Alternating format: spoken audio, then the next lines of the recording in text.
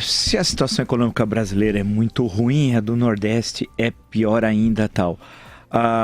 De um lado, nas grandes cidades do Nordeste, o desemprego é muito alto e são regiões metropolitanas também muito violentas, né? Algumas que eram relativamente tranquilas até uma década atrás, não são mais, como por exemplo Fortaleza, tranquila frente ao que é possível ser tranquilo no Brasil. Agora são zonas dominadas pelo crime organizado, com relação direta com a política. Nessa última eleição, agora a eleição municipal lá no Nordeste, nas capitais e em cidades médias, o crime organizado esteve presente. Mas a situação no Nordeste é mais grave no semiárido, né? O semiárido nordestino, que alguns estados chegam a ocupar 97% do território, como no caso do Ceará, a seca já está um lustro e ninguém está nem aí. O Poder Central tem agências para tal.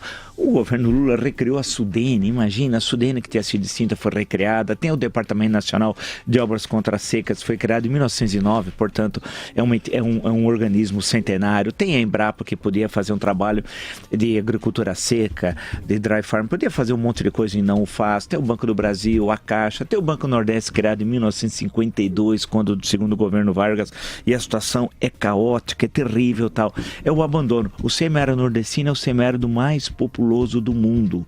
Não há um semiárido no mundo tão populoso como o do Nordeste. A situação é muito grave. A transposição das águas do Rio São Francisco foi um fracasso, e era um fracasso, era um absurdo. A proposta não tinha nada a ver. O TCU, nesse caso, o Tribunal de Contas da União, fez um excelente relatório mostrando que era uma proposta caríssima para favorecer, acabava favorecendo o interesse de grandes empreiteiras, favorecendo o interesse de políticos, tal, mas na prática não era a questão central para o Nordeste. Afinal, em algumas regiões o problema não é a água, o problema é a terra, em outras não é a terra nem a água, mas é a falta de apoio técnico, a falta da presença de agências do Estado, e o Estado tem inúmeras agências do governo federal, como eu citei anteriormente. Quer dizer, falta um trabalho organizado e é uma região esquecida. E quando você transforma uma região em problema, você não atrai investimentos privados, porque se você já disse que a região é um problema, se afasta a possibilidade de investimentos privados e fica restrito a investimentos públicos numa situação terrível como estamos vendo nos últimos 3 anos.